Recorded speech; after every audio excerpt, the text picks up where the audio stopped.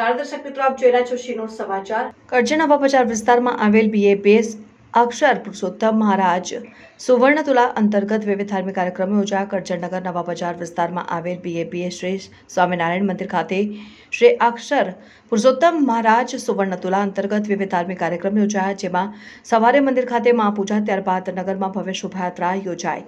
યાત્રા બાદ ભગવાનની સુવર્ણતુલાને સત્સંગ સભા યોજાઈ।